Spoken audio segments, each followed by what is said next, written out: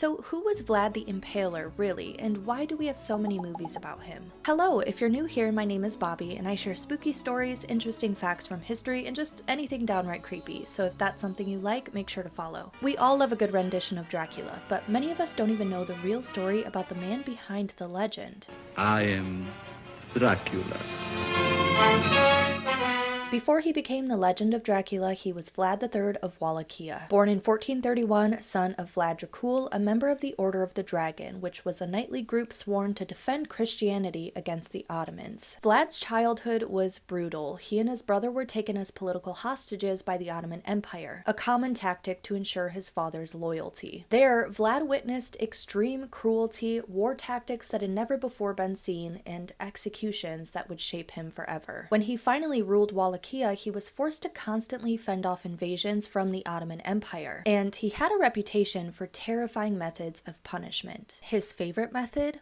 Impalement. Victims were mounted on stakes and left to die very slowly and very painfully. He used impalement not just as punishment, but as psychological warfare. Entire battlefields were lined with bodies, sending a message to approaching enemies. This is what earned him the chilling nickname of Vlad the Impaler. Another interesting fact is that during an Ottoman attack in 1462, Vlad's first wife, whose name is unknown, threw herself from the Poyanari Tower into a nearby river to drown herself in order to escape capture by the Turks, stating that she would rather her body be eaten by fish in the river than to fall into the hands of the enemy. Centuries later, Bram Stoker borrowed Vlad's name and legend to inspire his iconic vampire novel, Dracula. Stoker's original vampire was named Count Vampire, but when he came across a 15th century ruler named Vlad Dracula, he loved the meaning behind the name. Dracula from Dracal, meaning dragon in Romania, but also translating to evil. Stoker set the lore behind Dracula in Transylvania, since Vlad was Romanian, and others began connecting the dots from there, believing that Dracula's character was based on Vlad because he was quote-unquote hungry for blood. And the rest is history.